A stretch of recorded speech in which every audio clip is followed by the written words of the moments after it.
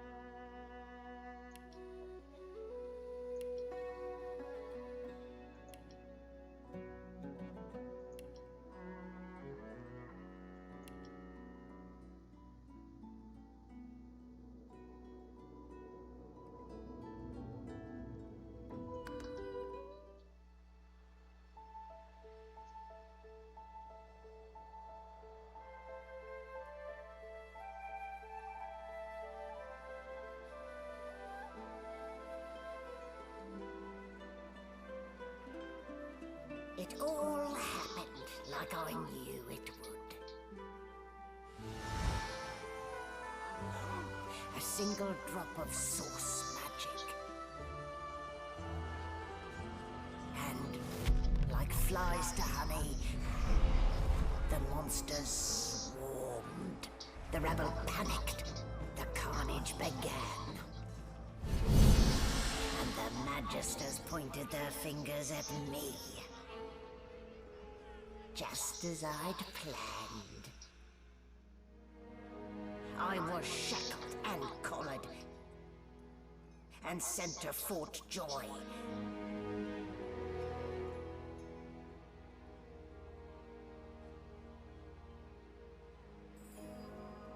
I'd come here to kill Godwoken.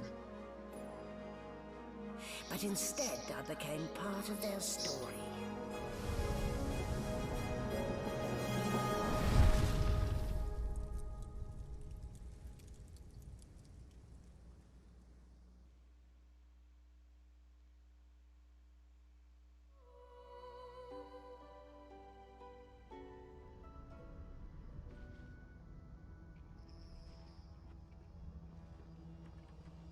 So, still a bit groggy, are we? Don't worry, the sedative will wear off soon enough.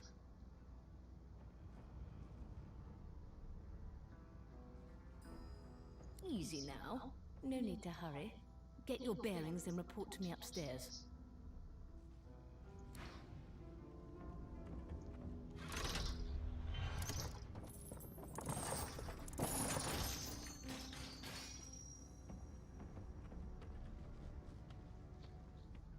So, it wasn't a dream after all.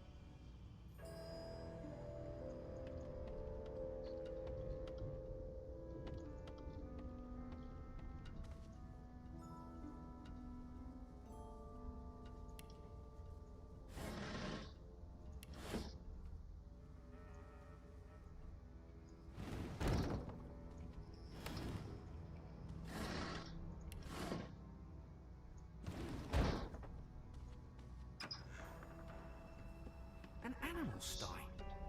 Freight or food?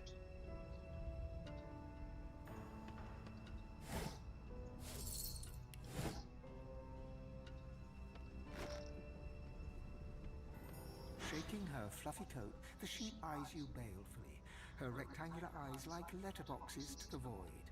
With one sharp hoof, she kicks you right in the shin. Fresh meat. Nice. Plump. Banded like a chicken's leg, too.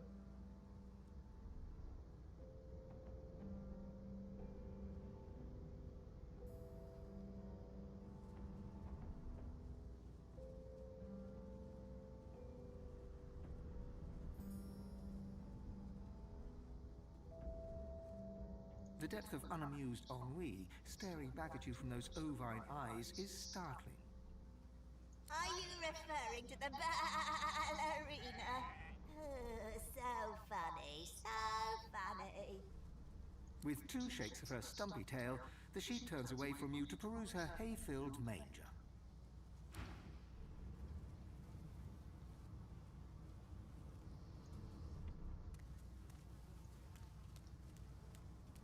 Did you expect a needle?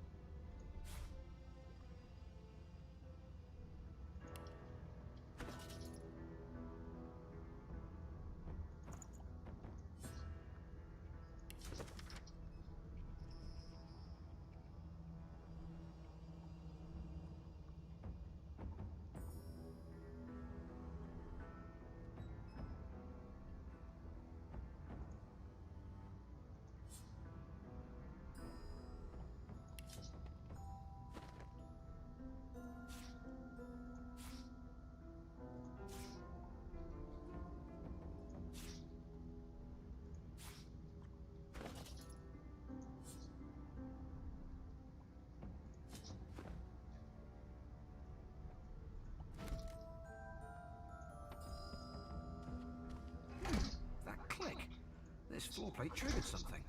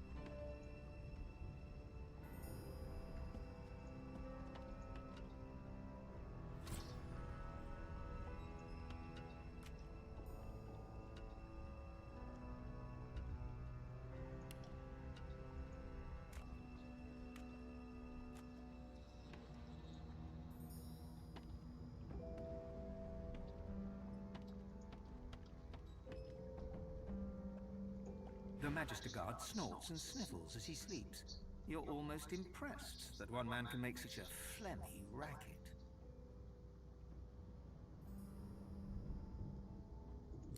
Is my shift over?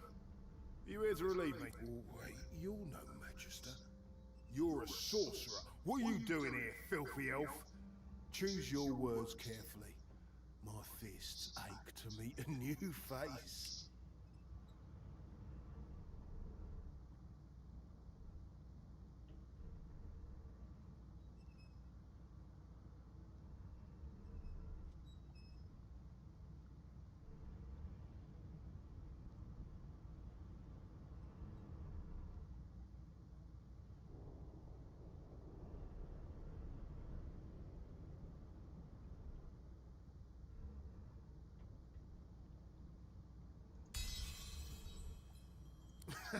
Those idiots can't even walk straight without mucking it up. Can't just leave the prisoner alone, though. I heard he might be the one causing trouble upstairs.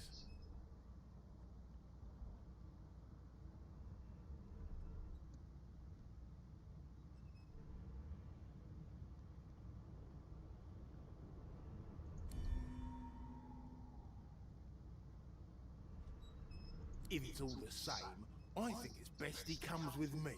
Some offence intended. You hear that?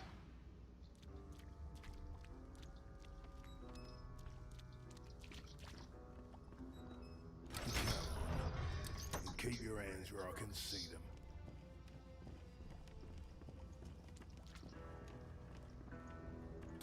Hurry it up, sorcerer. We haven't got a day.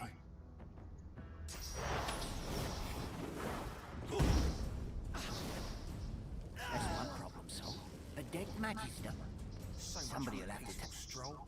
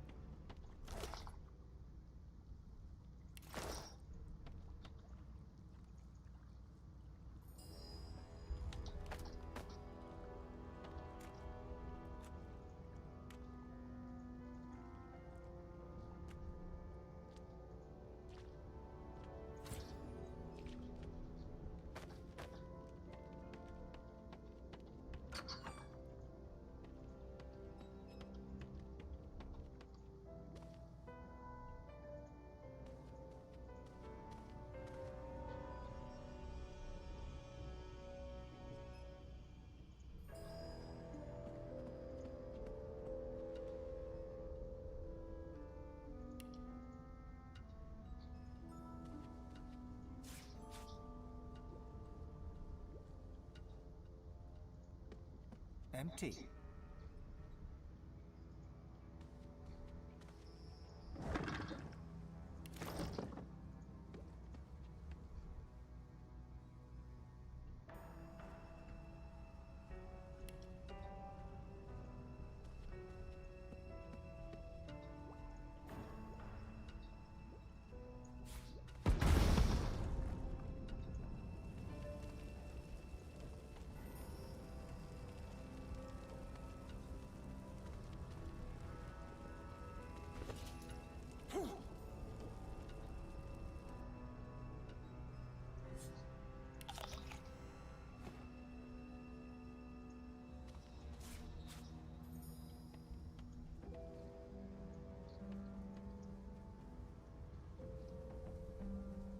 Not the most elegant solution, was it?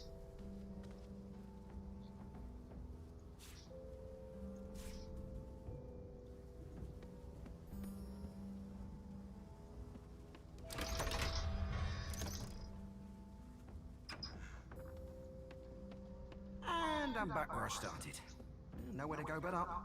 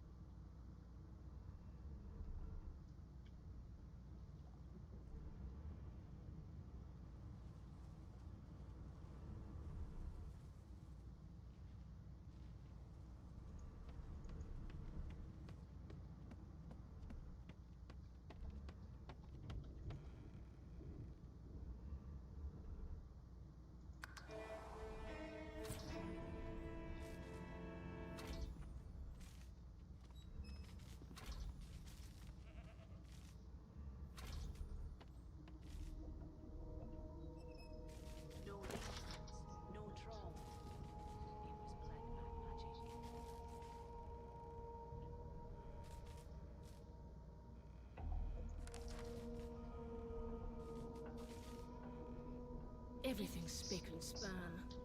Nothing left to do, really.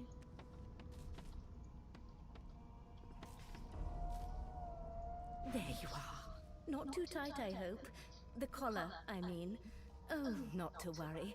Every dog has to get used to its leash. In the meantime, your next stop will be Magister William. All passengers have to be registered in the ship's manifest, and he's the chap in charge of the logs. You'll find him on the other side of this deck, in the officers' quarters.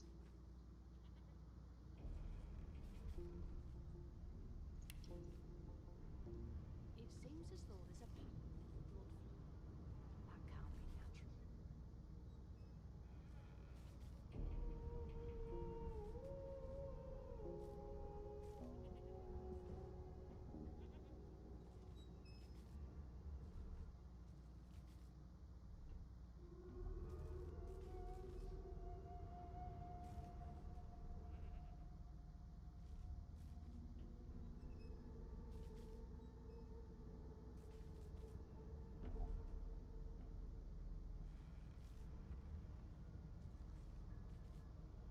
Don't you dare!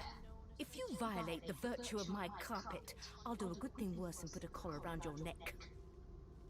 Index fingers pressed to her lips, she pauses a moment to give you a scrutinizing gander. My word, you do seem a bit befuddled, don't you?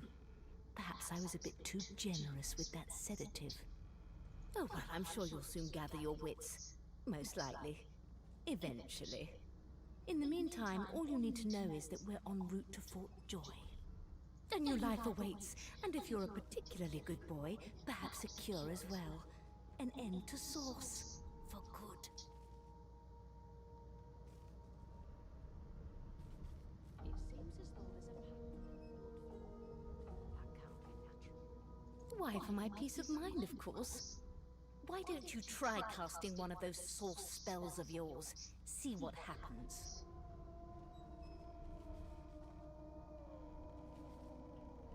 Oh, do go on. I won't hold it against you. My, aren't we a meek little lamb?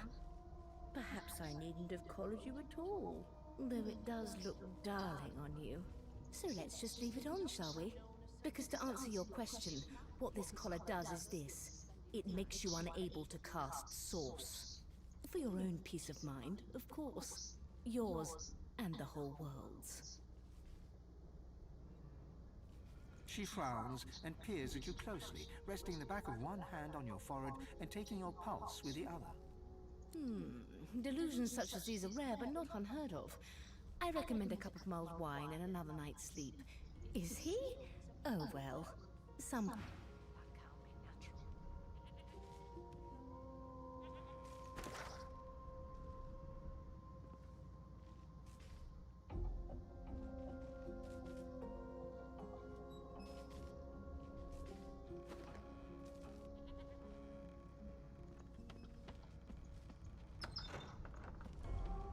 Good gods. There's been a murder here.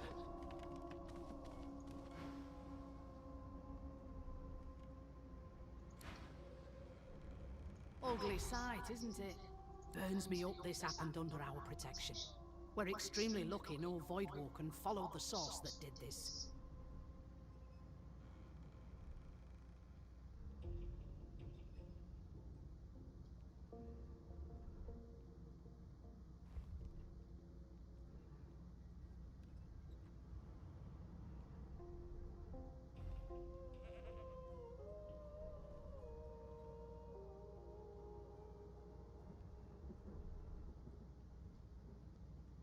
Finn didn't see it like that.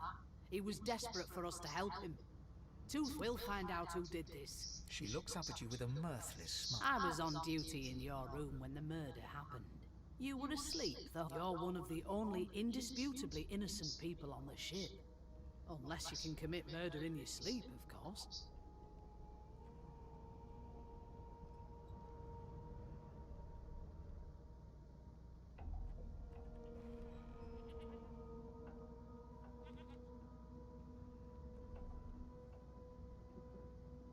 I thought as much. Listen, I could use someone to keep their ears open among the passengers. Bring me a good lead, and I'll throw in a shiny gold coin for you.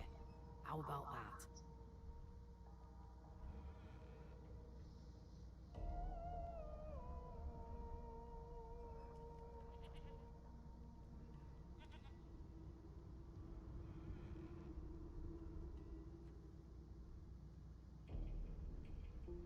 Not in here, it isn't.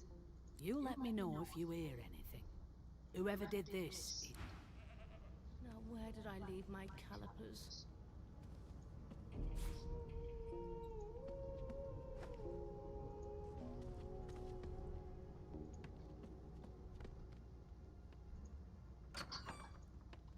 Why won't you sing? I'm not suited for this. It's... Haven't got any shoes, have you? People these days.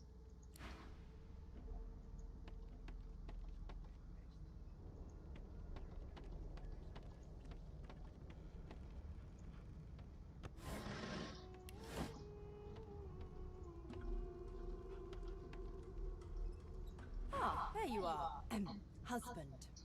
Would you please tell this very charming gaggle of not-at-all brat-like babes that I am by no accounts this loaser woman, nor do I sing, in fact. I'm deathly allergical.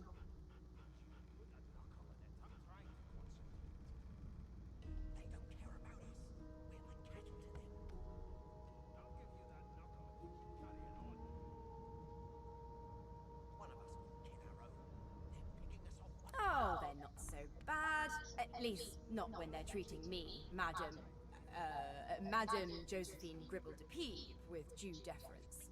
The children break out into giggles. What? What's so funny? Her pinched face cracks into a great grin, and she shoos the children away from her with a laugh. Yeah, okay, you found me out. Go on and git, and maybe I'll sing you something when I'm good and ready. She turns to you, dark-eyed and dirty-haired, and smiles flatly. Gotta keep ourselves entertained, haven't we?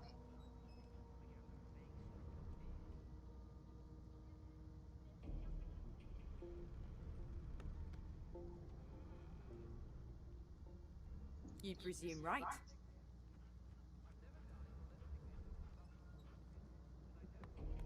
Nope. Trying not to find anything out either. Ignorance is bliss. The utterer, the better. Thanks, but I already belong to an elite and exclusive ship gang. We play ball every day after lunch. You're too soft for it. You take care, though. Suddenly, her eyes cloud to an unnatural black. Greyish veins run down her face, and her mouth tightens into a cruel sneer. As quickly as they came, the clouds clear. She smiles as though no change came over her. Good luck, Chief.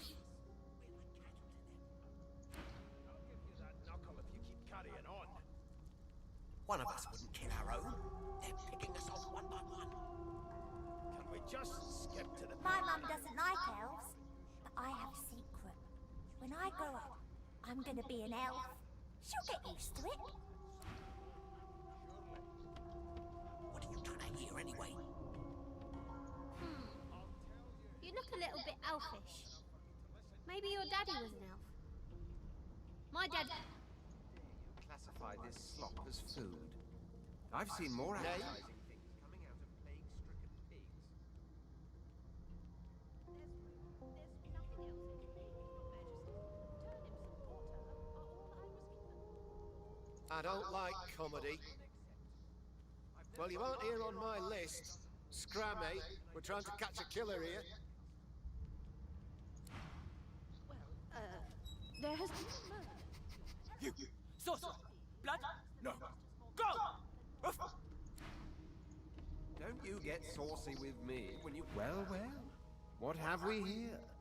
A fresh face in this stale hell. Let's size you up, shall we? The lizard looks you up and down, like all of a sudden he grips you firmly by the chin, with the intent of inspecting your teeth.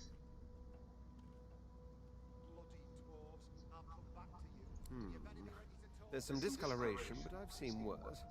After all, one can't expect to find prime merchandise on a squalid little ship like this. Now then, to business. You will answer me 3 questions. The first one is this. Can you cook?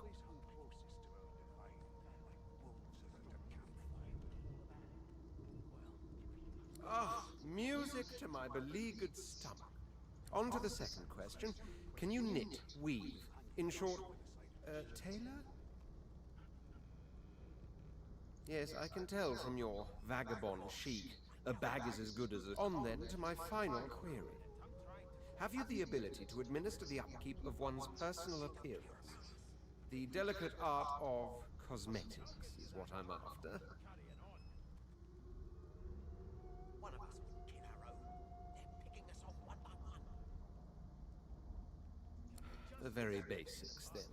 So, 3 questions asked, 3 questions answered.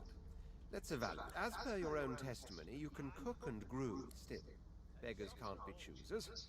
So without further ado, I offer you my sincerest congratulations. As of now, you are my slave.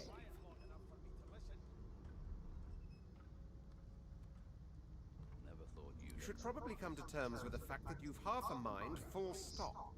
Rein in your impertinence, will you? I'm a fair man, but I won't spare... Anyway, you may leave me for a moment. We'll go over your duties once we reach Fort Joy. Well, you've got this wolf on a leash now. I spent my life singing for my slaves to bring me my supper. Finer fare than boiled roots and rotten tube. Meanwhile, the Magisters feast on honeyed meat behind this very wall. I'm busy watching for clues, sorcerer. Go take your sub-story. A scruffy man lounges against the wall with scarred arms folded. A sly smile playing on his face, he stares across at the Magister guarding him. Noticing you, he straightens and beckons for you to come closer. Watch your back, new fish. There's a murderer on board, and I'd bet 3 months' pay it's this Trambiafan. Rolling his eyes at the Magister's warning, the man named Ifan beckons again.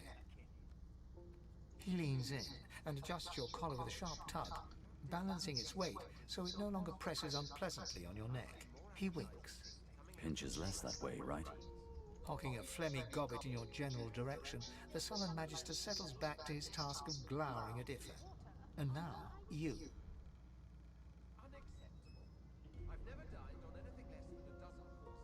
We used to know each other. More's the pity. I was his commander many, many, many moons ago. Isn't that right, Vic? Standing far back from Ifan, the tight-faced Magister draws one finger across his throat in an elaborate fashion, but says nothing. Ifan grins, flashing pointed white teeth. Same as he was at 14 years old. Only difference is somebody gave him a bigger sword, and now he's Johnny Big Pants.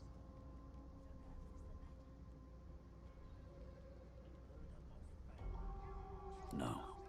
The dead man, Finn, is it? I'd no business with him. And I wouldn't put a man down without good reasons. He glances over at Magister Victor, who's staring back at him with pointed... Damn shame sheer annoyance isn't reason enough.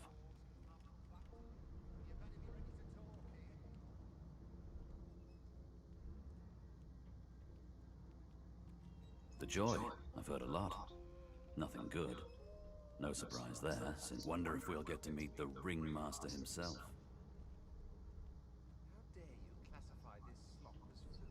Not eager to bow before the great Bishop Alexander, son of the Divine himself. My sentiments exactly. But... What are you conspiring about over there?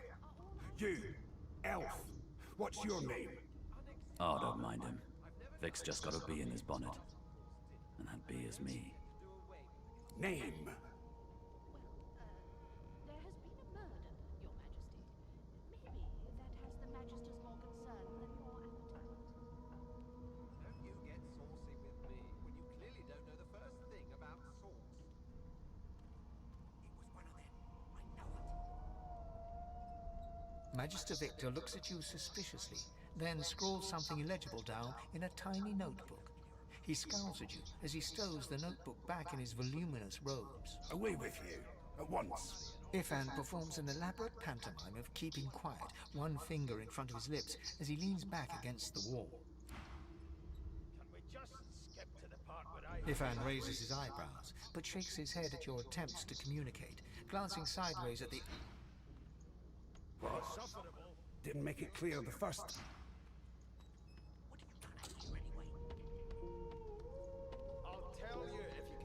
Quiet long enough for me to... A broad dwarf sits totally upright on the bench, eyes closed, palms face up on his knees.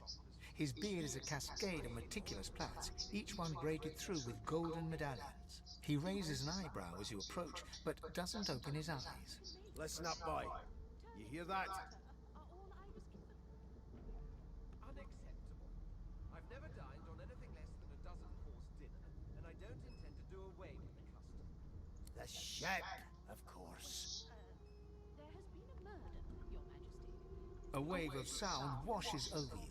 The unintelligible chatter of your shipmates, the groaning of wood from floor to ceiling. And? When you clearly don't know the first thing about sauce. Never thought you'd end up a prison guard, Vic. That right? I always knew you'd turn out rotten, Ben Mest. Your kind always... Then you're not listening hard enough, mate. Go on. There now, just like that. Squeak! Aha! His eyes snap open as his countenance breaks into an expression of joy. One great paw claps you on the back. The other catches you before you lose your footing. There. You heard it, didn't you? I knew it. I knew it. Aye, this is good news, boy. Good news.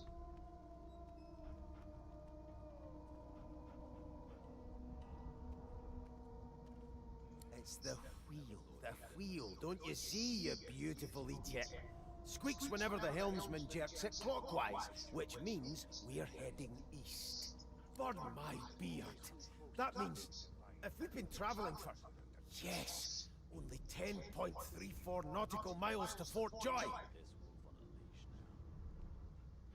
soon as the Inquisitor gets here, we'll hang you right over the side of this ship with him.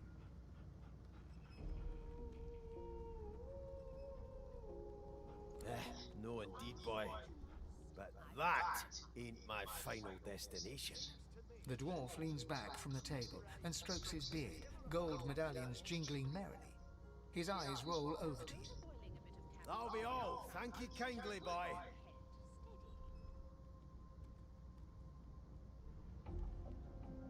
He continues stroking his beard, a beatific smile.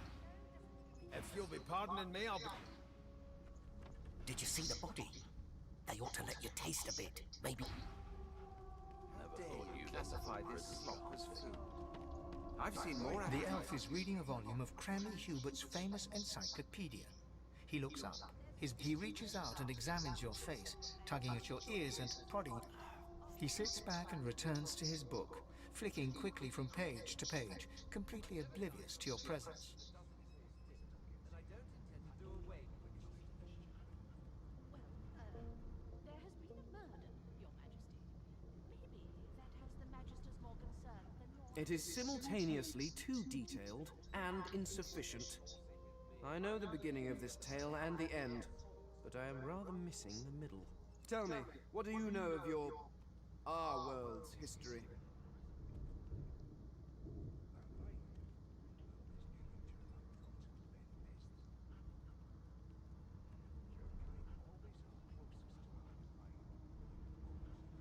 Oh, please. I have no interest in that. Your books are no. I want to know about the Celestial. This text tells me that they created all creatures, but nothing of what came before. Where did these gods come from? Who are their people? Where are the others of their kind?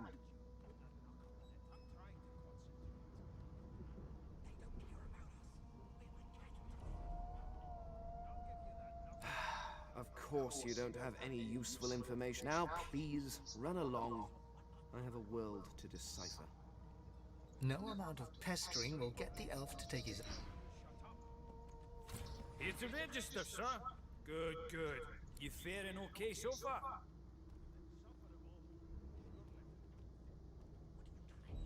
He tugs the collar of his uniform and... Sorry you're upset, sir. But we all wear what we wear for a reason. You head on in now. Williams will get you... Those bumps tried on her. Standing at the center of the room, you spot a sorcerer haughtily eyeing a pair of nervous-looking magisters. They keep their crossbow trained upon her as she's being interrogated by an officer. So you admit it then? You murdered that poor fella? Yes, I did. But of course, that was only the beginning. She turns her head and looks you straight in the eye. There are others whose lives must end. Good God, the woman's mad. You there, sorcerer, go and fetch Magister Siwan. We need to do more than collar this maniac. We need to shatter her hands and feet.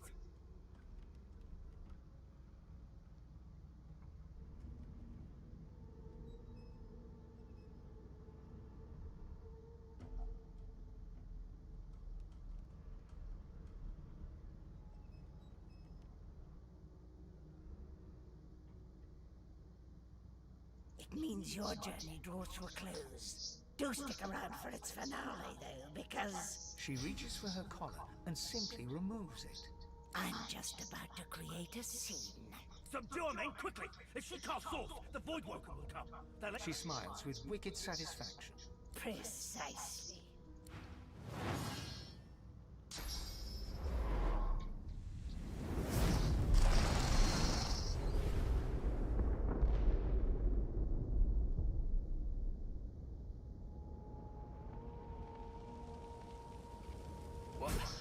What happened?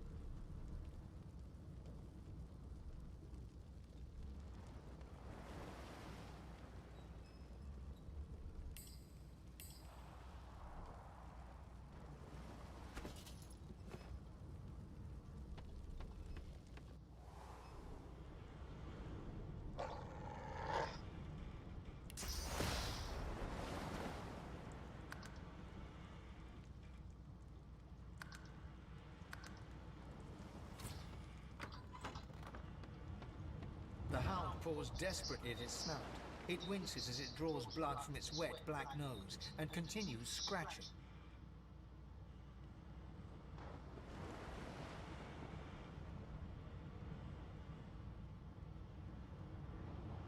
The dog notices you for the first time and snarls, the hairs on its back prickling as it lowers its... It sneezes suddenly and paws at its nose once more. Can't smell. Can't breathe. Too much sauce. Too much. Too much. Please, make it stop.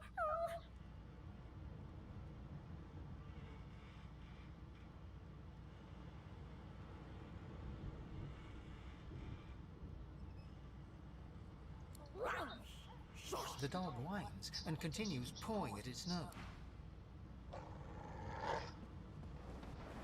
Damn, that doesn't bode well. Onwards and upwards.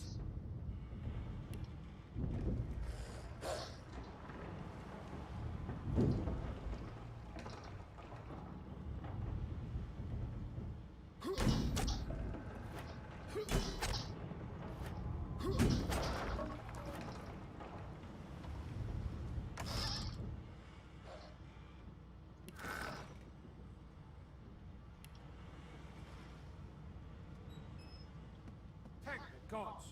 By divine grace, who was that howling? Another sorcerer!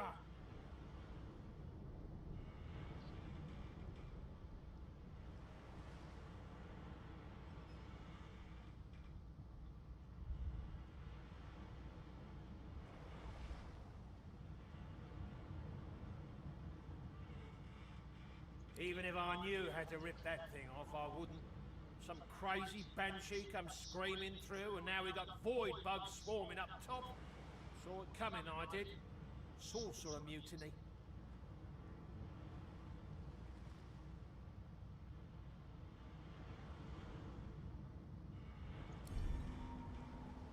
Your lies and...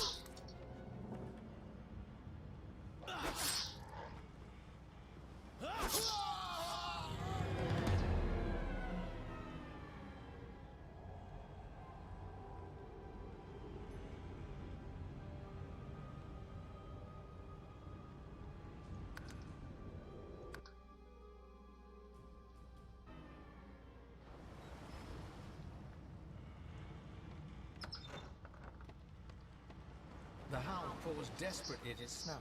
The dog notices... It sneezes... Can't smell. Please, make it stop. Too much. The dog whines and... Damn, that doesn't bode well. Onwards and upwards.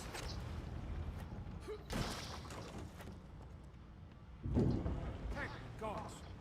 He eyes the... Another sorcerer! He leaps to attention.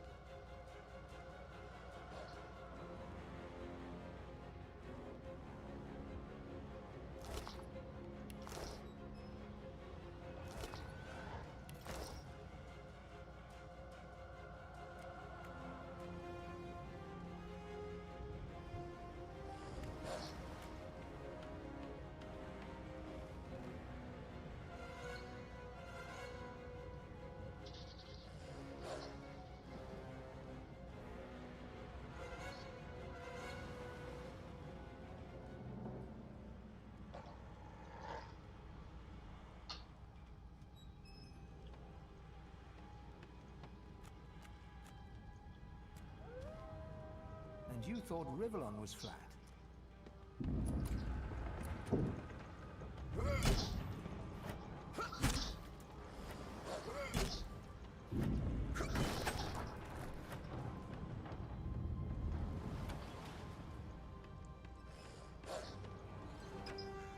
God damn it! We need to get off this wreck, and quick!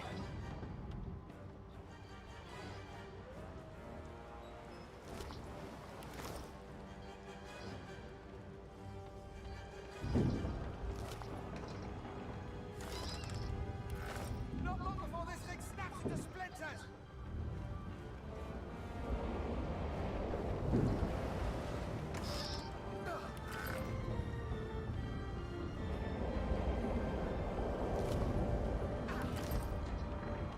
Great God, something's pounding on the hull! The marking on the door was painted recently, judging from its pungent scent. You recognize the symbol immediately for what it is. A warning of death fog within. You press your palm against the door to open it.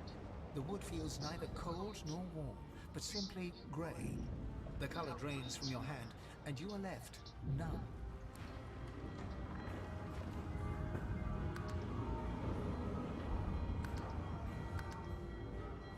The moment you touch the door, it doesn't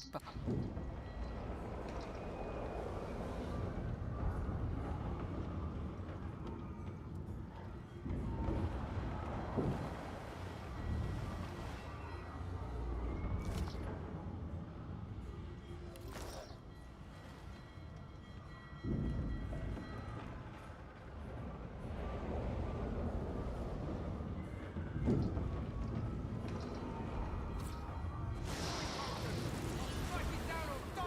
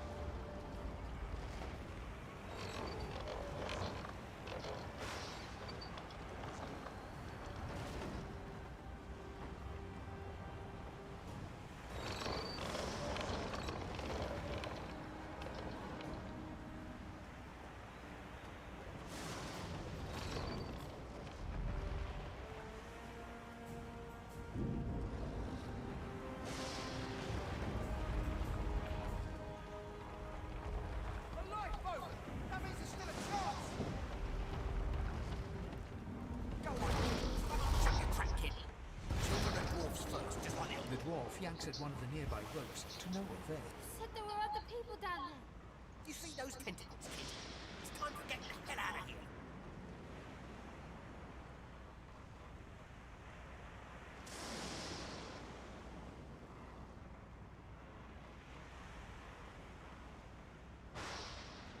Hear that, kid? What about the ladder? It's right over there. You can go straight down. Thank you, thank you, thank you! You're gonna be the death of us, you hear?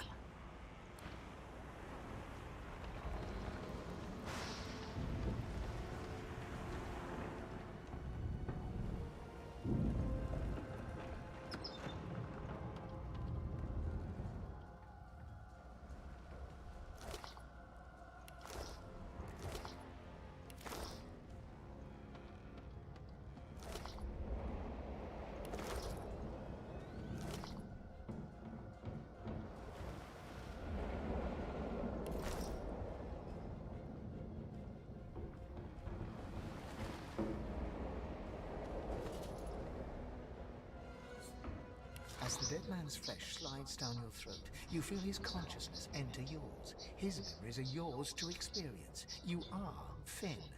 Your heart is heavy. You know too much. It's all too much. You met him. A bright light blinds you, then fades. You feel a tremendous power in your hands, but they are shaking so hard you can barely use them. Suddenly you're on this very ship, crouched in a corner, hugging your knees. A figure approaches, an older woman. Her eyes are kind. She comes closer. She says she wants to talk. She reaches a hand toward you. You grasp it. The memories end. You are no longer Finn. You return to yourself with a jolt.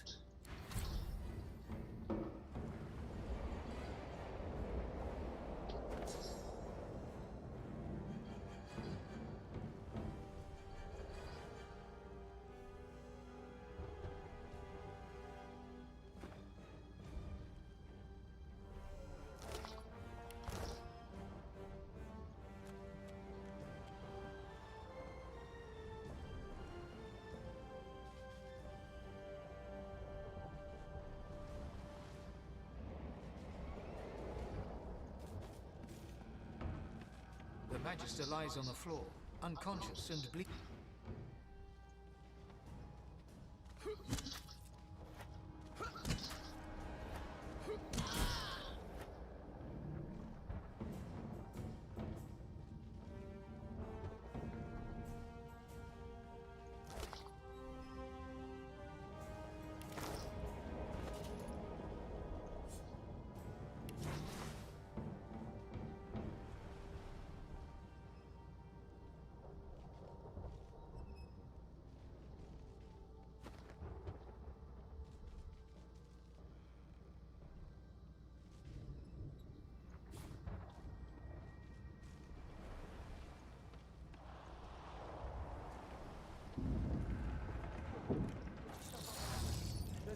Wait! Void Walker!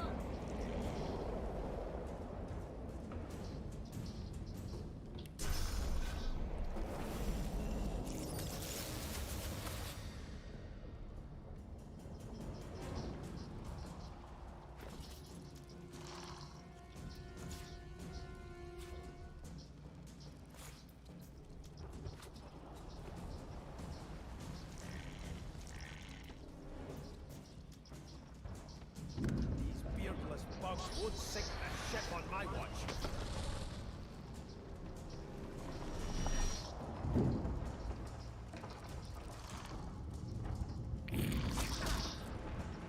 I thought Voidwoken was supposed to be scary.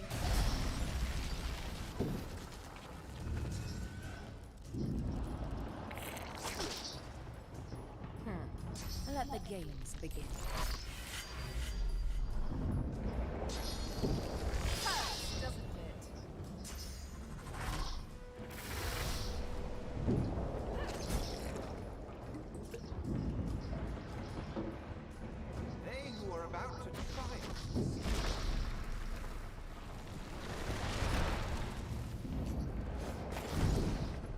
I've faced worse.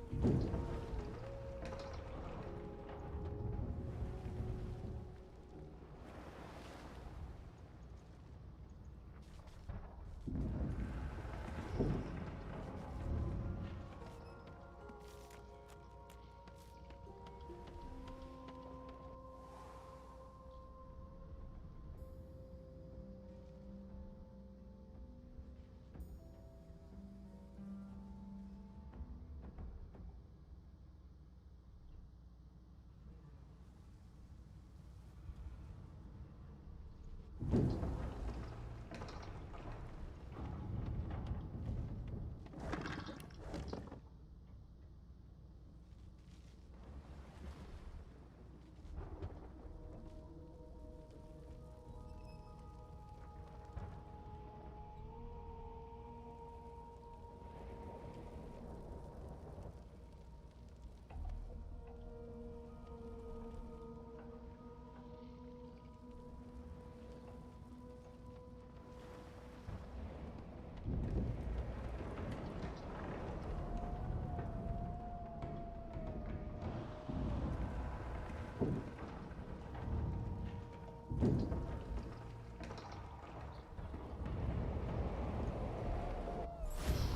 need to wait.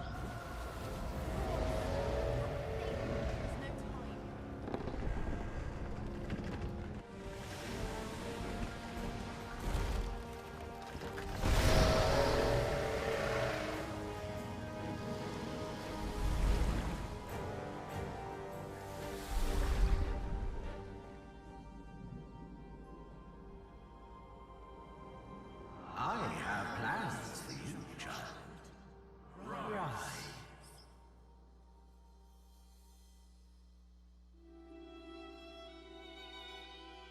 Honorable Dallas, we lost a ship sailing sorcerer prisoners to Fort Joy. We assume some escaped and broke their collars. Their vile magic lured the Voidwoken. All who were aboard are presumed dead. Yours faithfully into eternity,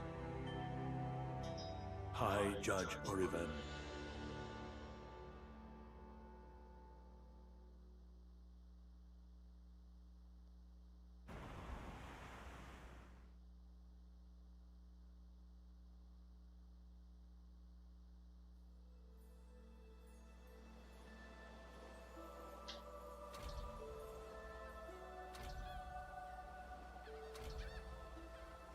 Those Voidwoken made short bloody work of the ship. Am I the lone survivor? It seems someone, something, wanted me alive.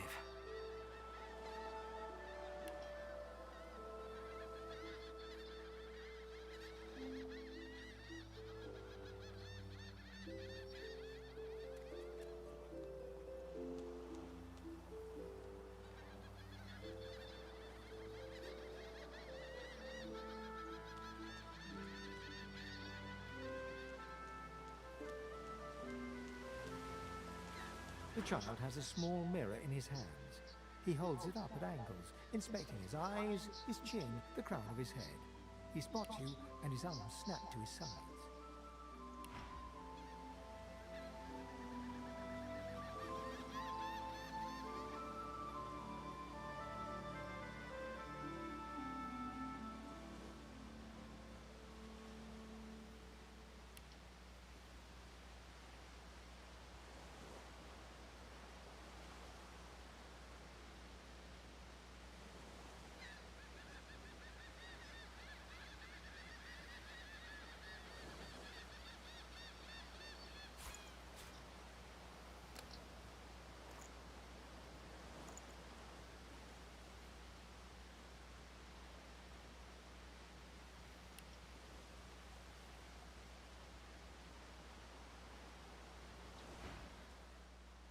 I'm not supposed to talk to elves.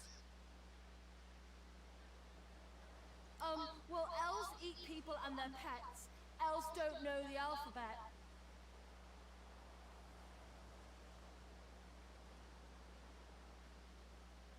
The child's eyes grow wide. People ask you to eat them?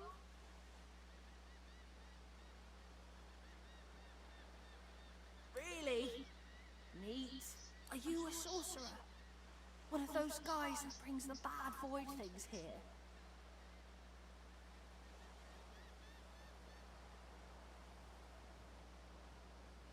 The child looks at you straight on, unafraid, searching your face.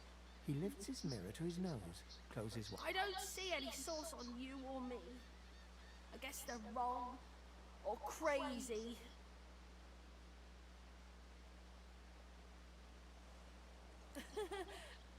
you're right. At least they don't mind where anyone goes. They know we can't leave the island, and it's a lot nicer out here than outside.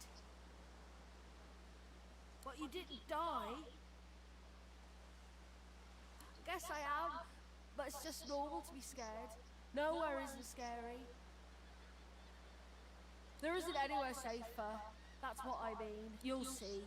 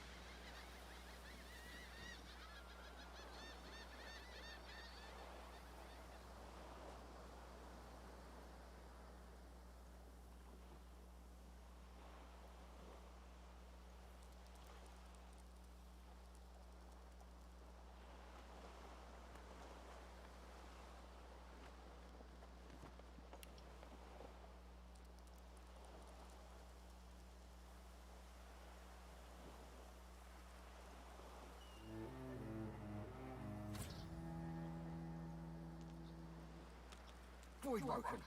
Those are the same beasts that sank our ship. Damn, they made it ashore.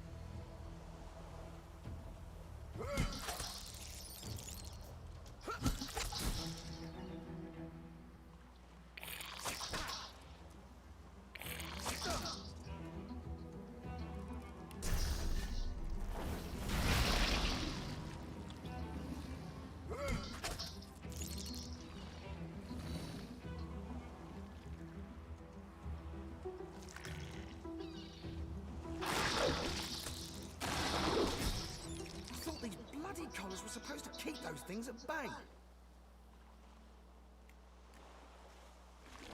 Drowned and eaten by a Voidwoken. I wonder which order.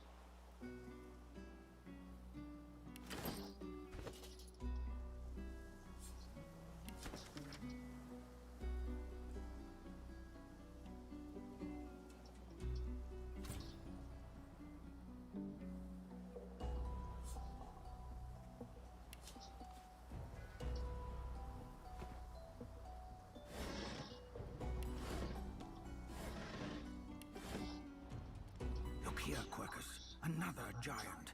My word, this blasted isle is teeming with them. What's that? Yes, I did see how it made short work of the great acorn servants. Quite right, very impressive.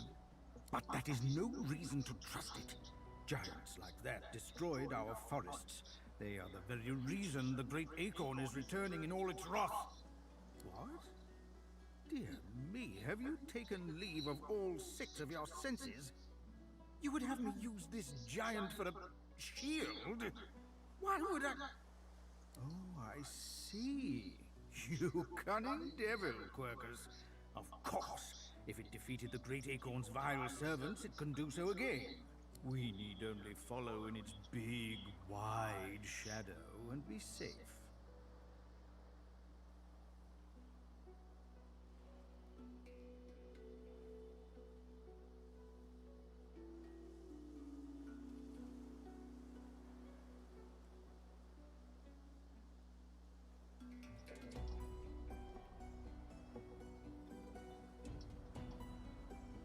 Egad!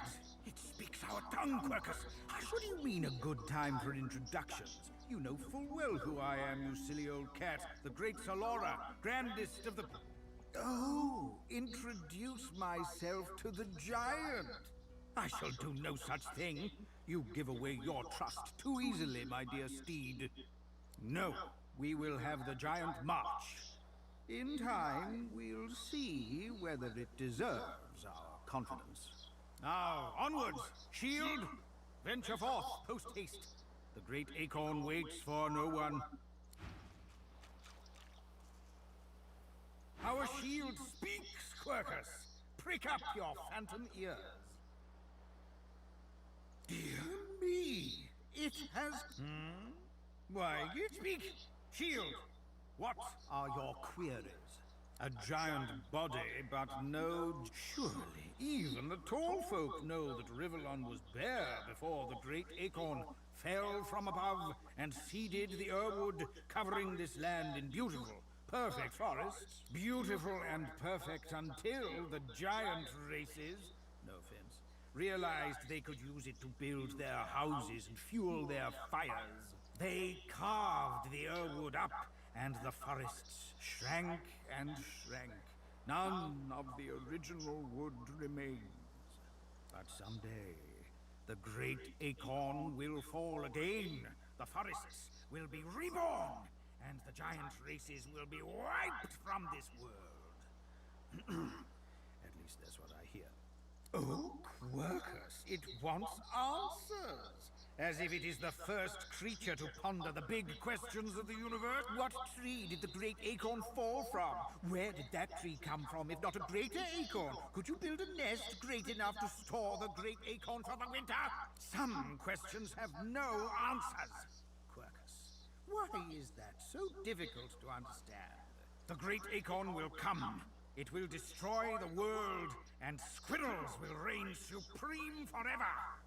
I fail to see what's so difficult to grasp. What do you say, Quercus? We once believed it was good. No, quite right. As terrible as the giants have been to us, we do not want to see them wiped out. Rather, we must find a way to live together in peace, giant and squirrel. Although it would be quite a bit easier to get along if the giants would stop turning our home forests into spears and ships and things, wouldn't it, Quercus?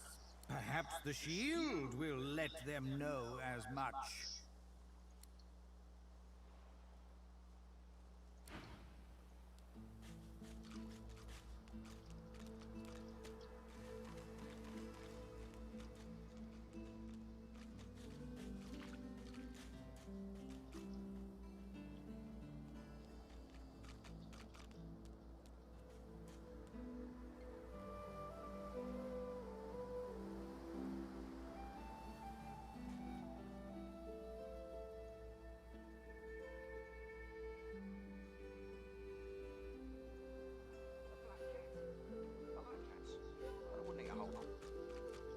It seems we're not the only ones taking on strays. Don't be jealous, Quercus. Fur maketh not the cat.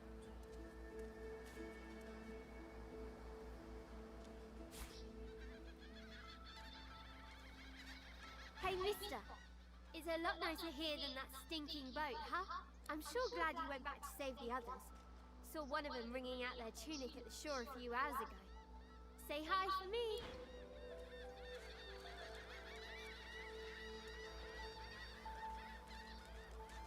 Ooh, that's a pretty one.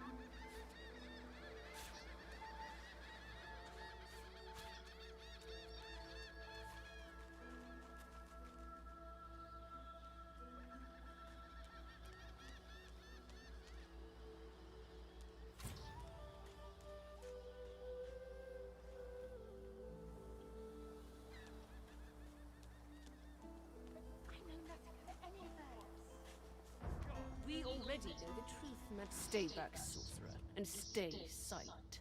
Our Godwoken speaks. We know you've been helping sorcerers escape, Atusa. We have proof.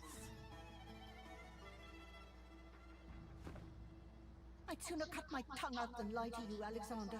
I know nothing of any escapees.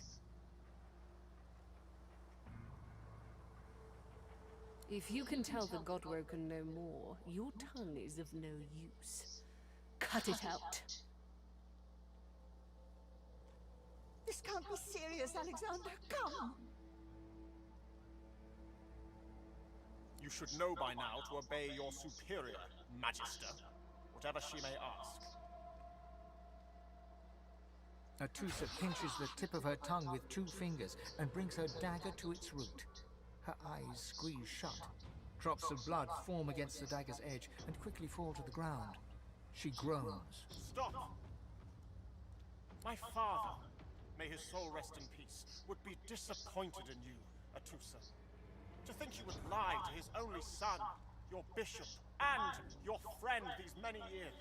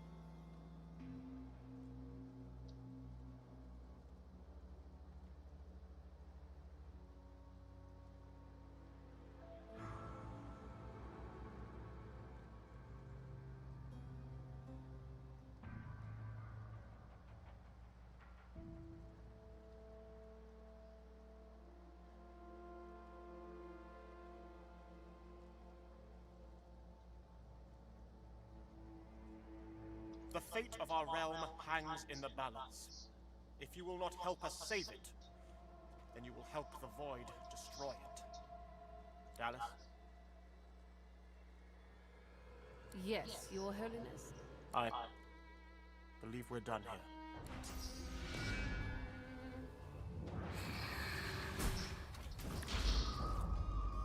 What a waste. Come, we'll be needed elsewhere.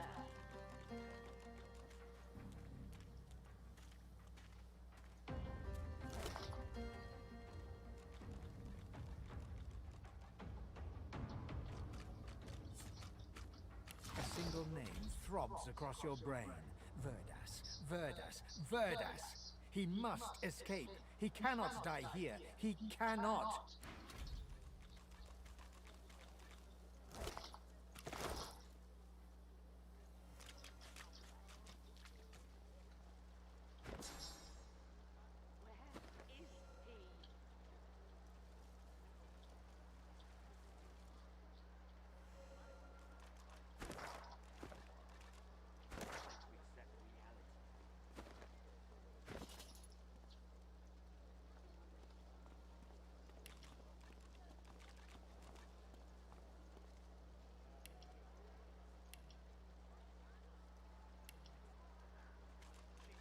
Come on, old man. I can't wait all day.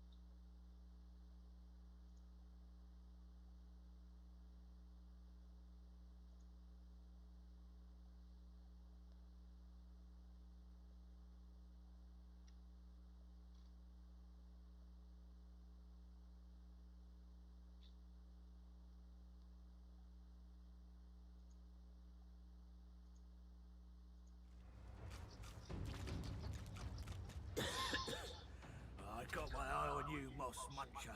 Don't try any of that sauce business on my watch or I'll do to you what the hammer did to that traitor.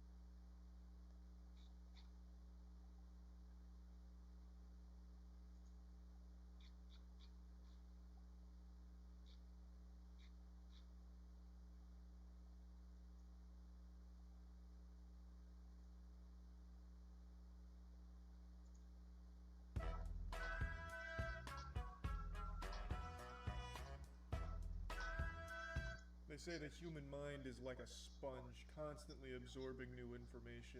Well, I'm about to blow a load of knowledge right into your fucking brain right now. If you're unaware, and you shouldn't be, there's trouble brewing on the game Rust. There's a whole load of drama going on there. It's absolute chaos and pandemonium. Bodies on the street, tears on the keyboard. It is absolutely hectic. And I'm going to go ahead and bring you all up to speed on the lore, why an older game like Rust has all of a sudden exploded. Just take you by the hand and walk you through everything going on right now, because it's drama I want to talk about, because I've been hard addicted to Rust over the last week or so. It's been hitting me harder than heroin. Like, this shit is pretty wild. I absolutely have been loving Rust. And it's pretty sad to see a lot of the drama that's been going on, so I figured I'd at least talk about it since it's been kind of a big debate. So let's start at the beginning. Rust is an older survival game where anything's possible. You're limited only by your imagination and a million other things. But for the most part, you can do a lot of really cool shit in Rust. Rust initially released as early access 7 years ago and then fully released 2 years ago, and there's been a big community around the game, especially on YouTube, a lot of Rust content creators, and it's not like it was an obscure game. Most people had heard of Rust before, but it recently blew up in popularity, going from like 1,000 or 2,000 viewers a day on Twitch to over 1 million a day on Twitch. And it's all thanks to Abe and Offline TV. Abe being the mastermind, the puppet master, aka the blood god. Abe and Offline TV set up a private server where they invited a bunch of their friends, a bunch of streamers to play on, hang out, roleplay, PvP, and just make fun content in the Rust universe. And it was fucking amazing stuff. I was lucky enough to be invited to the server. I got to join Team Rocket and share in that kind of shit. We were like Scooby-Doo villains there, creating great story arcs and great moments, raiding the police station set up by other players. Just really fun shit. But even just the creation of the server wasn't without drama. For some reason, there's like this community of Rust cultists, these Puritans that think there's only one way of playing Rust, which is on public servers, which are notorious for being racist, toxic, and absolutely brutal and no fun to play on. And people just saying like, oh, look at these fucking pussies not even playing real Rust. I still remember the first time I was crying over my keyboard playing Rust. These guys haven't even started the journey into being a real Rust player. And as I've said before, I think there's nothing more sad than these lunch table outcasts that think that their obscure game is only theirs to enjoy, and you can only enjoy it in the way that they like to play it. I think that shit is really fucking sad. So you had a whole ton of people melting down about this server even being started in the first place. Like, why are these fake Rust players, you know, trying to play the game this way and hijack our game? They're misleading their viewers into thinking this is what Rust is like. Oh, it's so disgusting. For the first couple days I was on this server, there was a few people in chat just fucking melting down about me not playing Rust the right way, because I was using push to talk to like joke around with friends and roleplay and shit. And not like lame roleplay. I roleplay as a waste management service worker, the king of trash, the trash god. So, like actual cool roleplay. And people were still melting down like, oh, you're supposed to use voice chat for insults and racist slurs. What the fuck are you doing? This is not how Rust is supposed to be played. This is painful to watch. What the fuck is this? Like, it's so pathetic. Even just making the server was controversial. I don't understand this mentality. Now, granted, it's not like the actual Rust pros, like the Rust content creators that shared this mentality.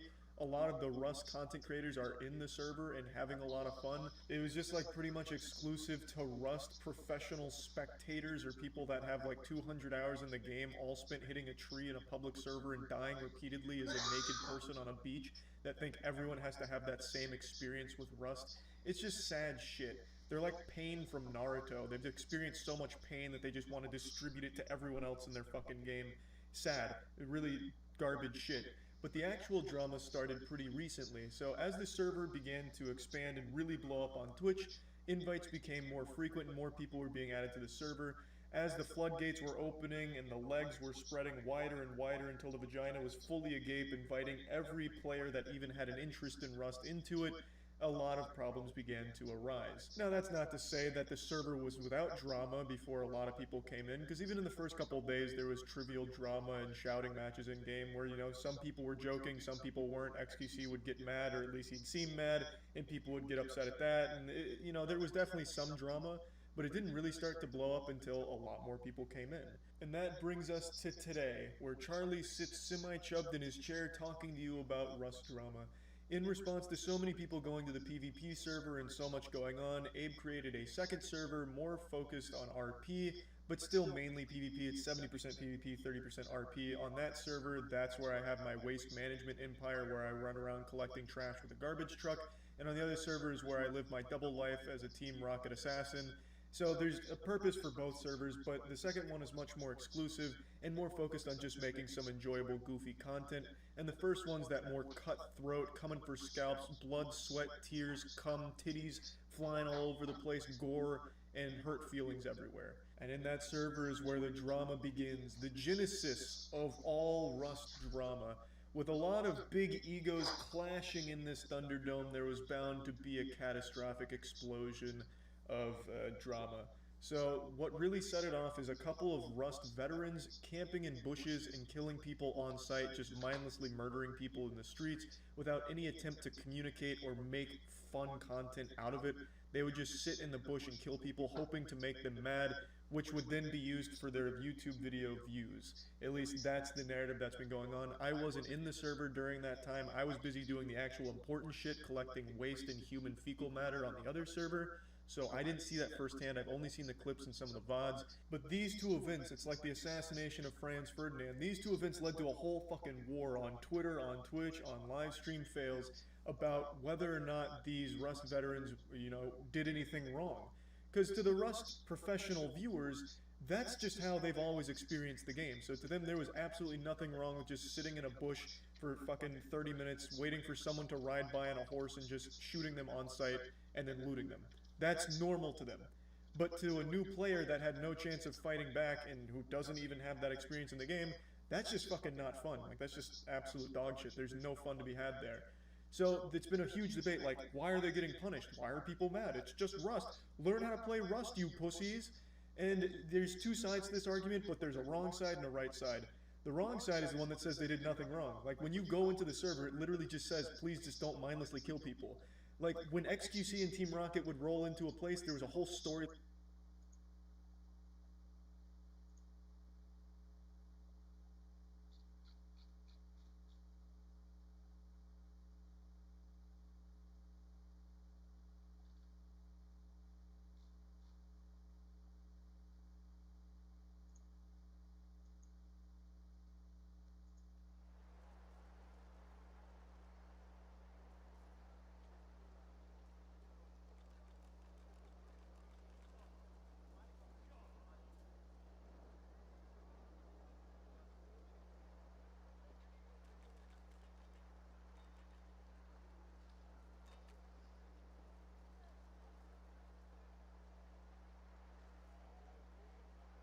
You shut that filthy gash in your face before I cut it right off you.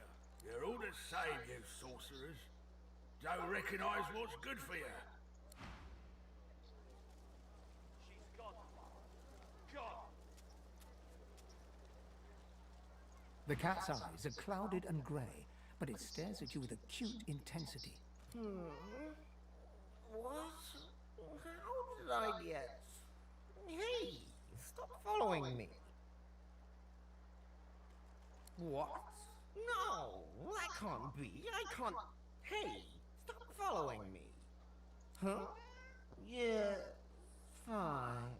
I'm fine. I'm not sure. It's all a little foggy.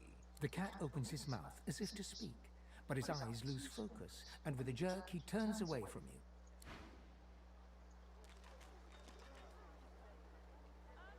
Come on, old man. I can't wait all day. Pipe down, Farah. It's time to accept reality. Did you see them, sir? Bishop Alexander and the Hammer herself, they were so close, almost within arm's reach. They were just there, just there.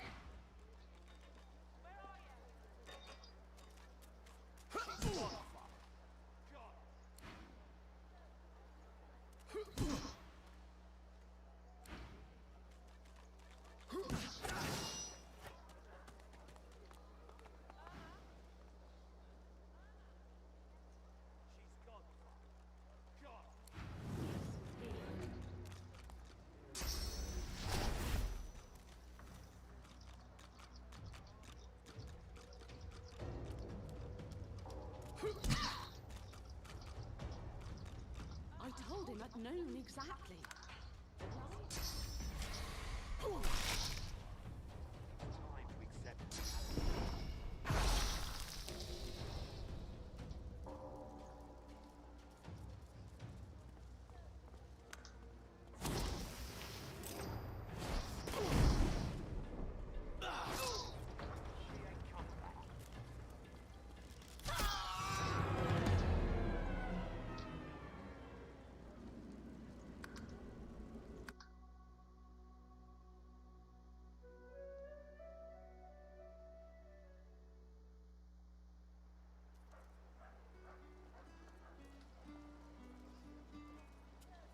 Did you see them, sir? Bishop Alexander and the Hammer herself, they were so close, almost within arm's reach. They were just there, just...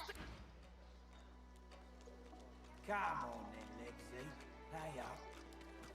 I find any bread. I want no trouble. Bread or a brisket, toast the same. Dear one, help me teach this beast. He must respect. Respect? Huh. Someone's got to keep this place running. Griff can't do it for free. Why'd you gotta make this so hard? An intense-looking man steps between the thug and the elf and rolls up his sleeves, revealing well-muscled and heavily scarred arms. You recognize it. It's Ifan, who you met aboard the ship on the way here. Just stand aside, won't you, mate? This is no business of yours. Lone wolves decide their own business. The thug freezes in fear for a moment, before shuffling back to the protection of his crony. Pay up, elf. No one shorts Griff, especially not one of you.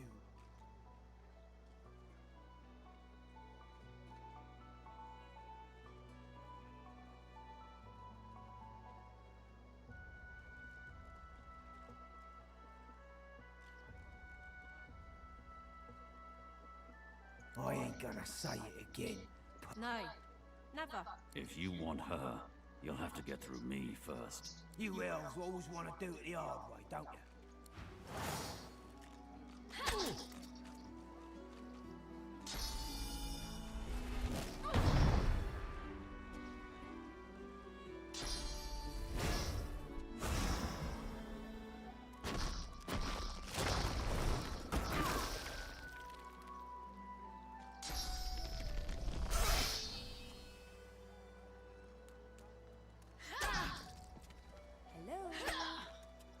Pray all day, buddy?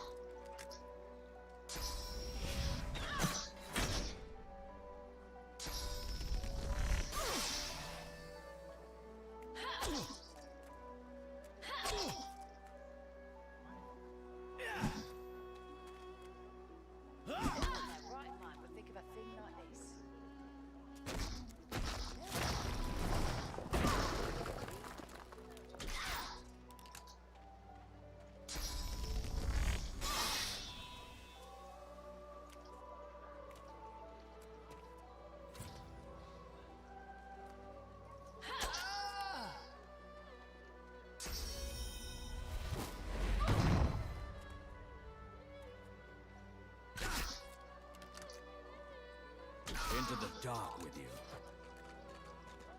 Oh, I don't feel so good.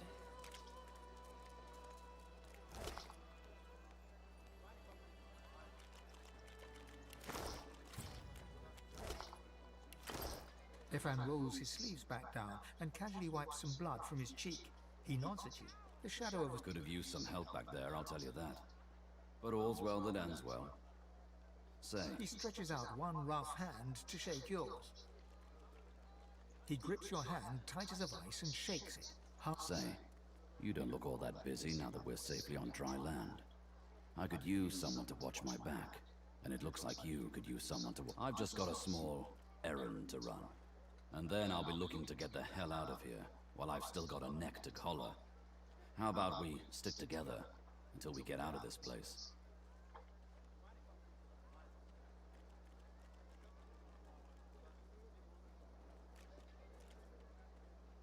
Who in their right mind would think of a thing like this? Is that indigestion? Is it... Oh God, not now. The usual way. Haphazard, terrifying, and drenched in blood.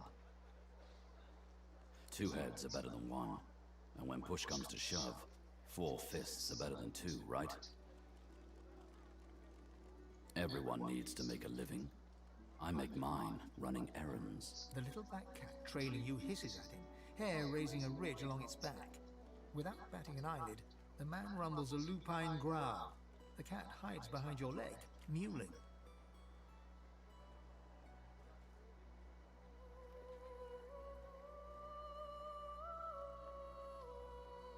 He shoots you a flinty look, all teeth and peril.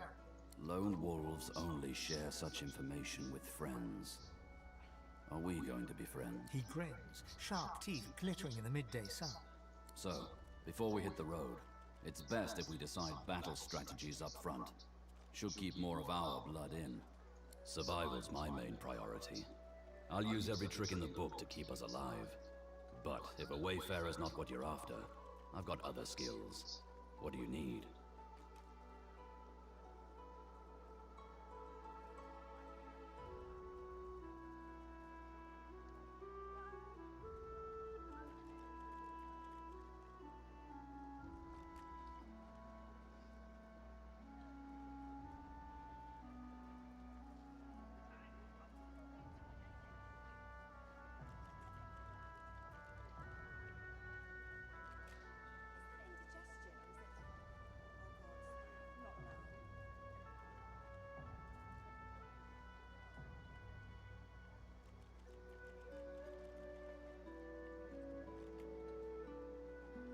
Dexterous arts.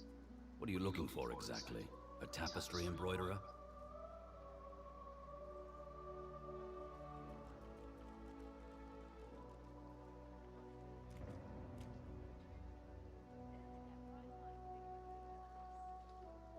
Like I said, you want someone who can keep you alive through means both natural and can do.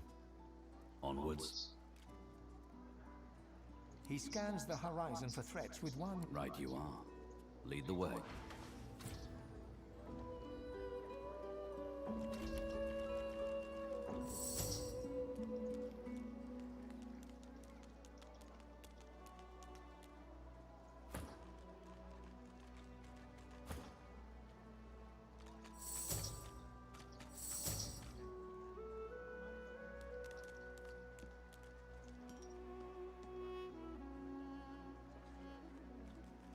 Stay out of trouble now.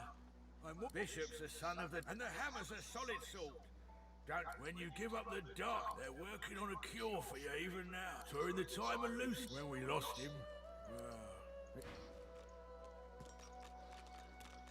I don't feel so good. He hasn't changed a bit. Hey, I know you.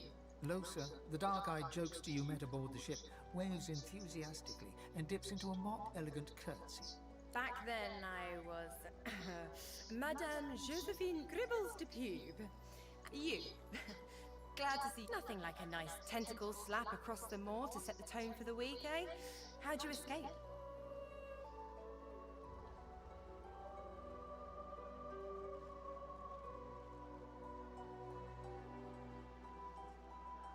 saw you fall. We all did. Thought you were done for. When we get out of this place, I owe you a pint. So you managed to swim to safety, is that it? What about when you were in the water? Didn't hear anything unusual, did you?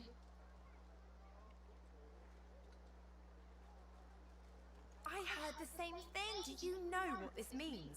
It means... Losa's voice catches in her throat. The joy drains from her face. Her eyes, she is stock still, waxy skinned, her eyes dark. Greyish-black veins run from her eyes down her cheeks. Her head snaps to you mechanically, and her eyes lock with yours.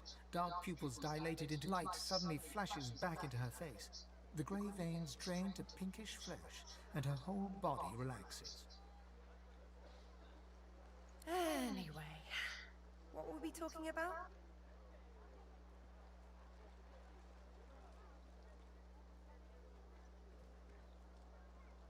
Ah, it's nothing really. It's just... I'm just a bit... well, a bit... hospitable?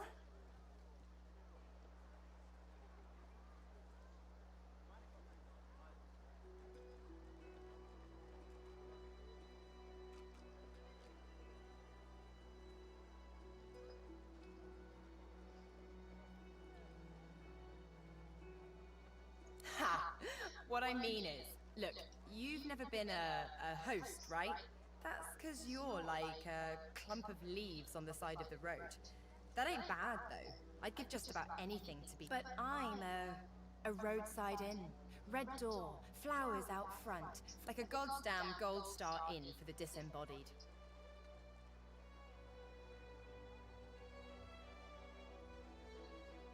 Now, isn't that just the question of the hour?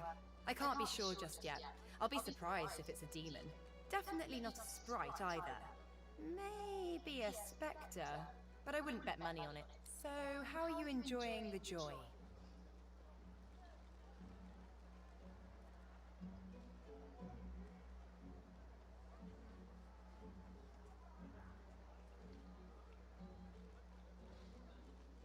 Yeah?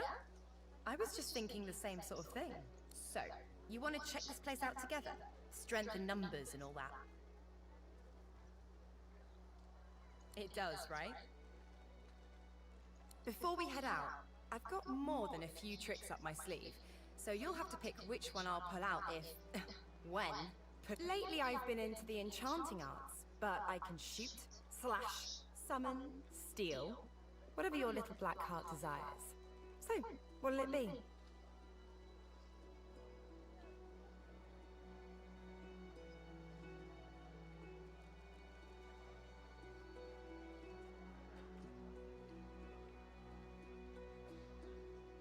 Sounds fine. So, we're good to go? Yeah? Well...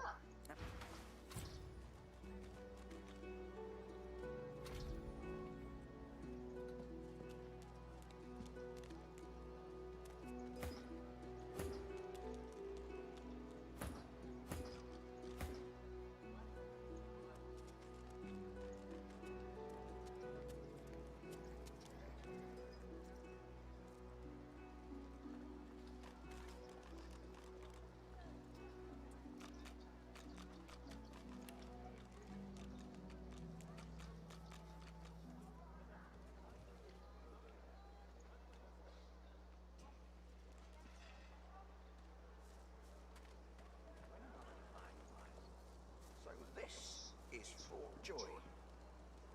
Crumbling disaster. Please, a delivery. Surely you'll have one. Oh, excuse me.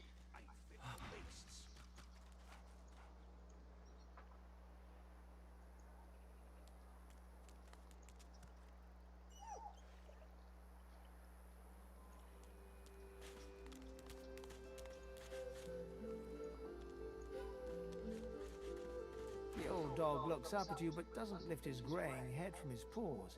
He heaves a heavy sigh. I'm Buddy. It's no use anyway. You're nice. Emmy would have. She was my mate for the last 7. Carry the 2 plus 50. 5 years. The Magisters, they took her. Emmy was always the smart one. I guess that's why they took her and not me. Oh. Say, let me show you something. Ooh. Oh, hey! Hey! I thought you might be Emmy. It's nice to see you.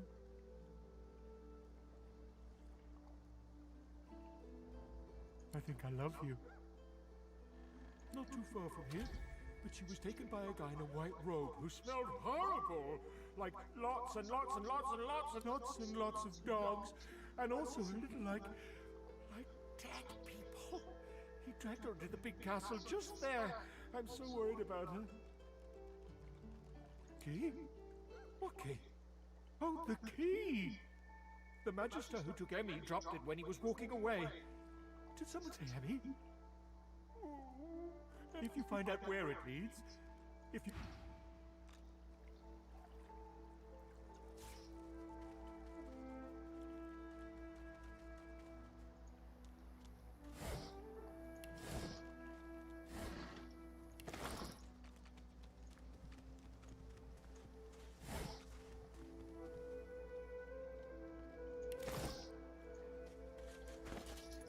Rest now, or you'll hie yourself to the grave.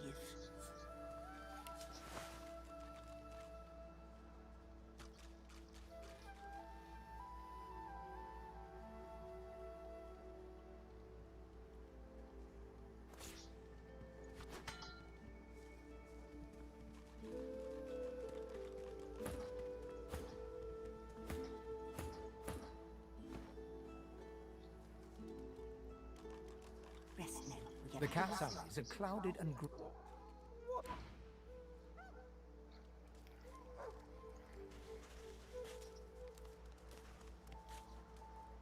Frightfully busy at the moment, love. Haven't got any liquor on hand, have you? This fella could use a little comfort.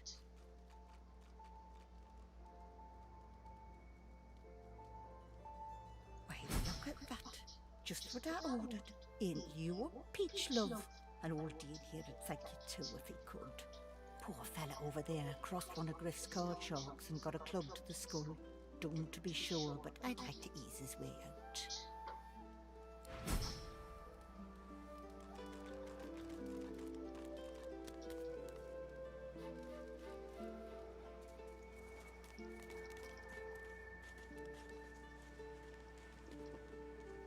Is that thing eating corpses?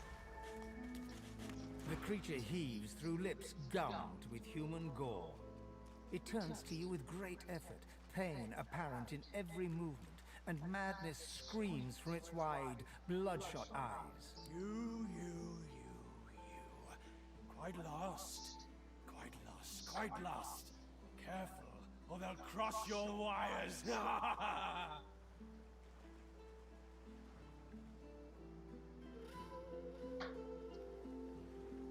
Now, a little query. Where grows the yarrow? Quickly now, for I haven't much time.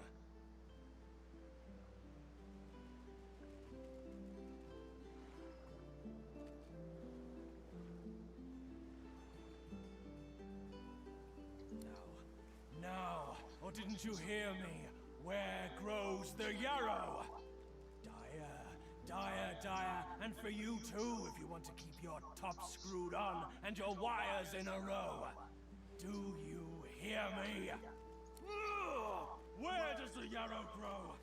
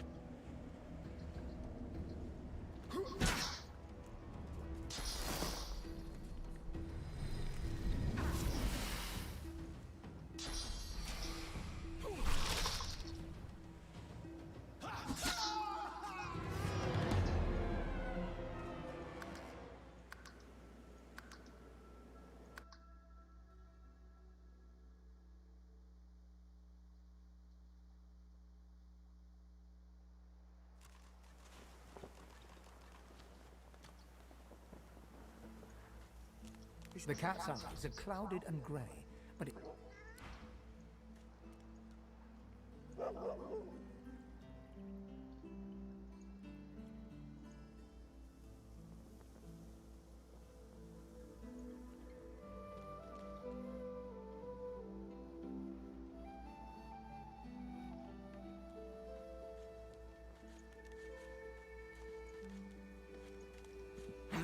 What?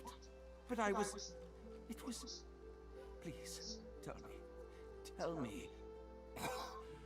Why did you wake me? I was so close. So close. So close to the dream. It's been so long.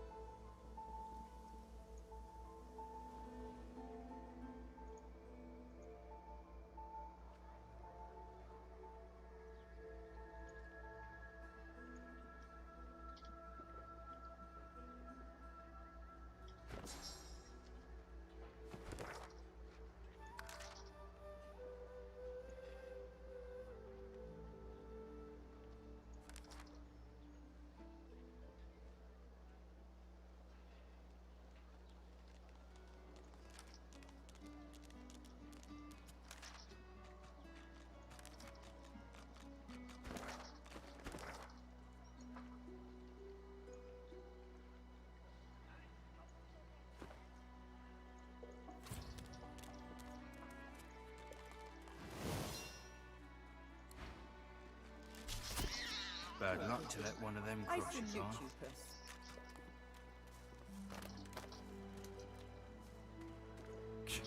Go on. The Magister stares at the ground. The Divine is dead. The Bishop is all we have left.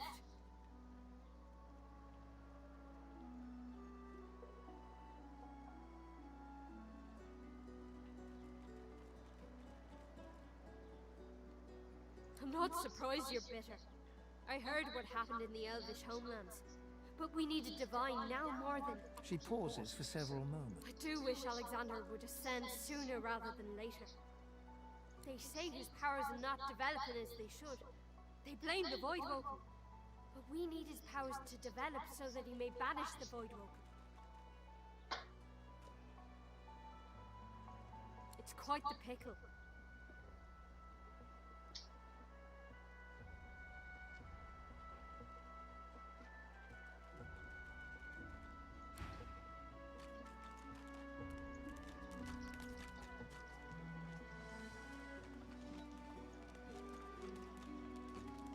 Amidst a crowd of screws, bolts, and scraps of metal, the woman is manipulating a glove-like contraption fitted with 5 long metal... And what you after?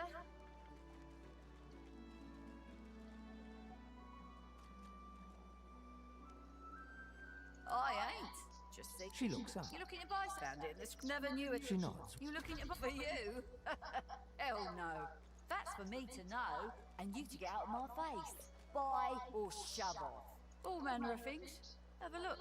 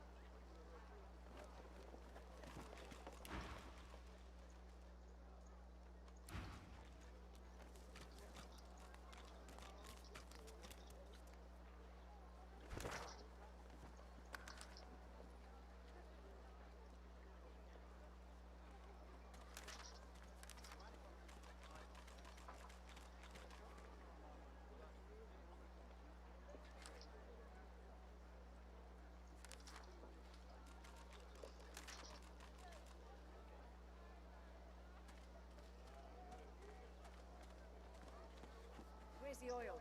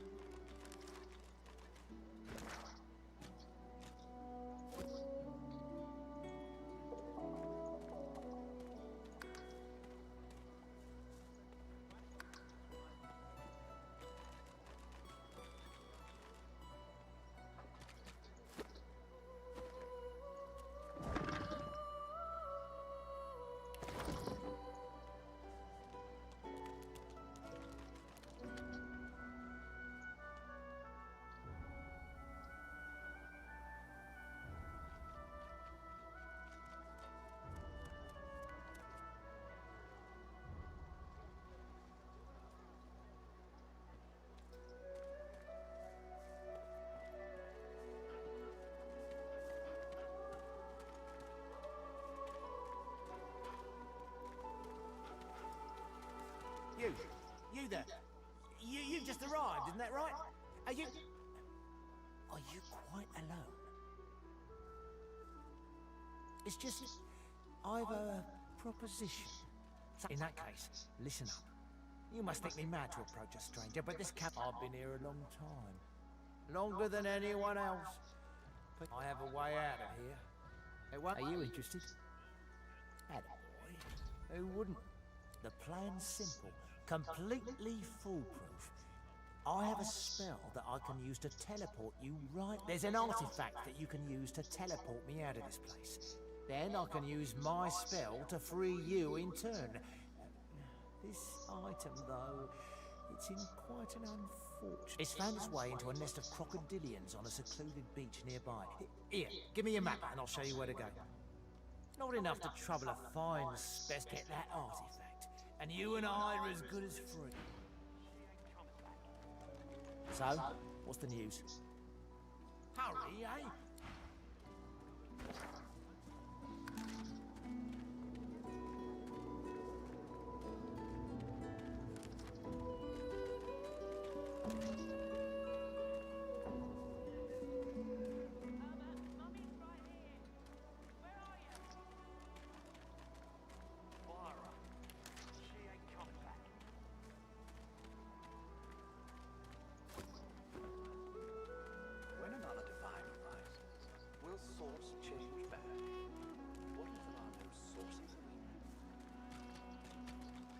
Yet so quickly, we find Source so dangerous. What in his death caused it?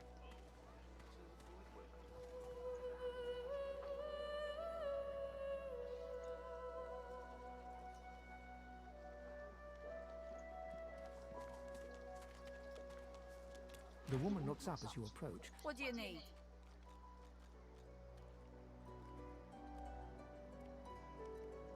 The hammer got you curious. Yeah, funny name for a gal like that. When I knew her... She nods once. Clever lasser. No wonder what Alexander said. Oh, I don't know. She was a sweet soul. People do change, don't they? By all means, get an eyeful.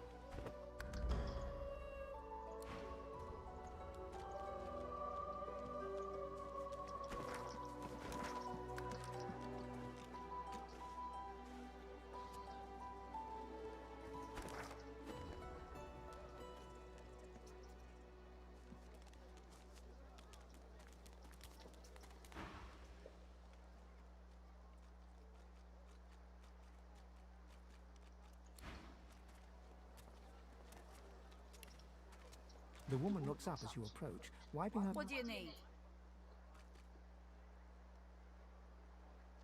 The hammer got you curious. Yeah, funny name for a gal like... She nods once. Clever lasser.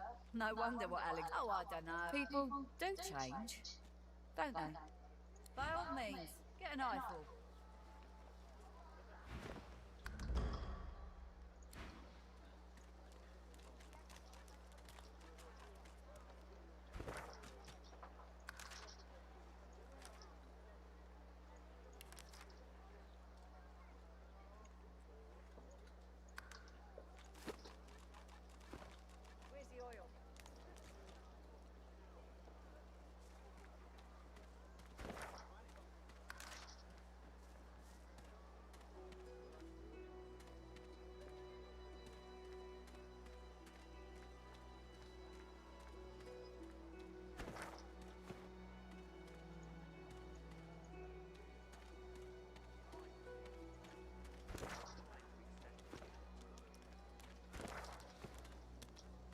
So, what's the news? Hurry, eh?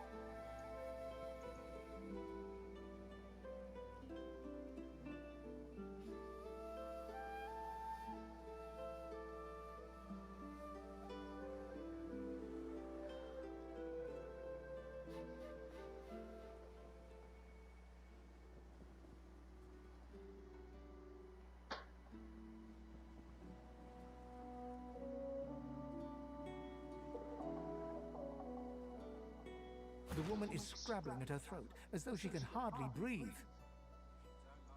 As she catches sight of you, recognition flashes in her terrified eyes.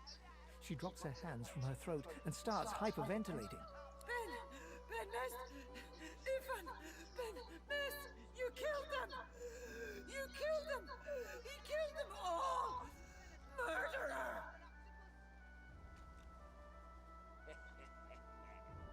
You can't hide who you are, killer. Stay back. Stay back.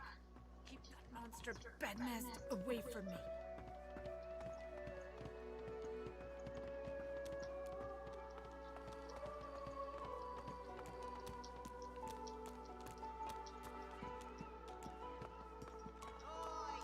Looky here, mates. A fresh face. We love. Why don't you join us in a round?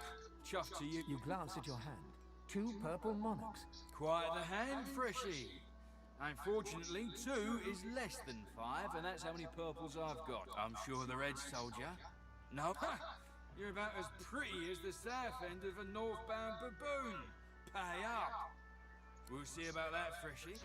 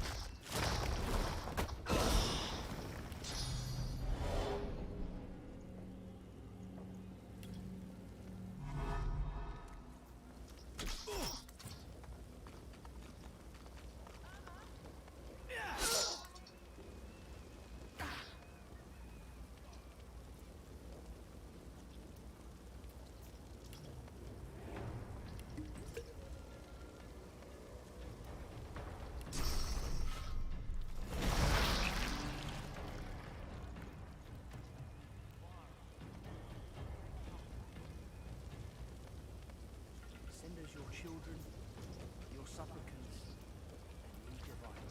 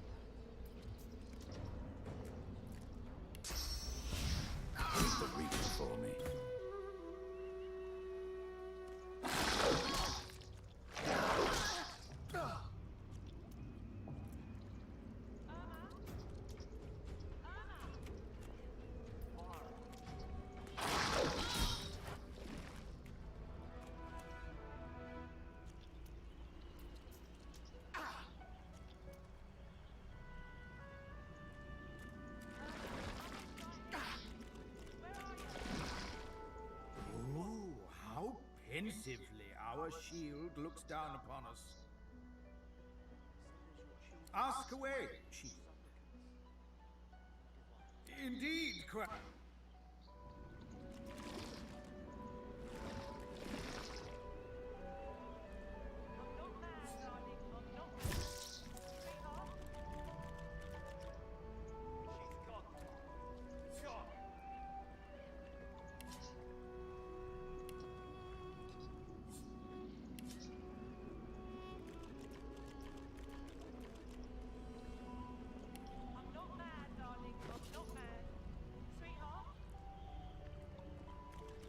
Come on, old man.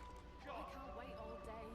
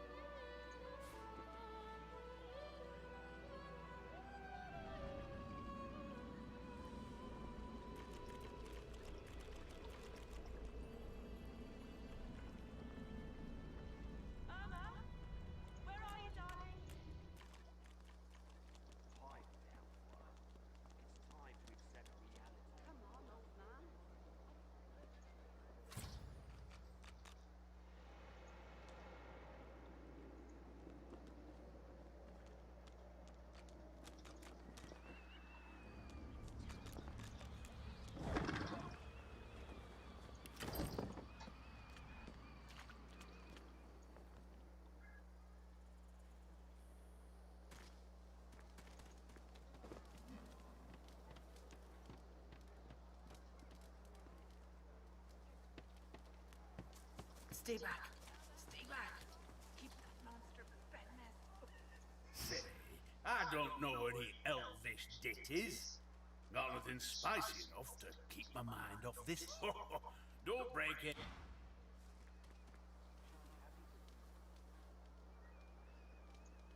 Oh, 10 bottles of me.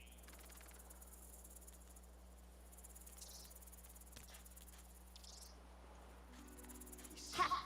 Coloured like a dog. A very leafy dog. I'd pity you. But Shepra the Ineffable have no patience for weakness. Laughing in the faces of my enemies, of course.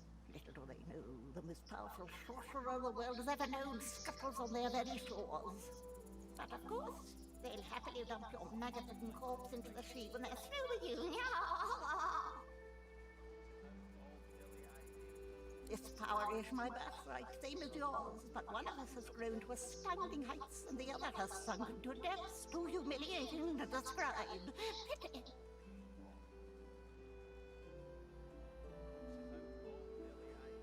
Ha! Of course, trash. But which is worse, the cure of a disease? Sorcerers dance while magisters pull the strings. Fools all! Their tomfoolery won't save them from the destruction the void shall wreak upon them.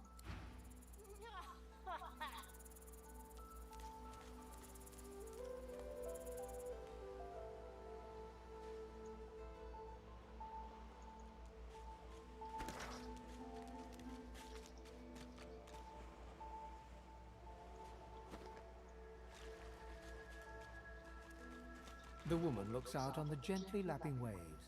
She seems totally at peace, but as you approach, she turns to you with a cheerful smile. Haven't seen you around here before. New? Well, don't worry too much if you have a hard time set. You here alone? She gives you a long look. Maybe you ought to give those companions of yours another... Maybe they mean something to you after all. It's nothing. If I haven't learned that by now... Used to be I had a family. A husband, they brought us here. I couldn't stop them from taking my boys from me when... Now I'm just waiting for them to call my name.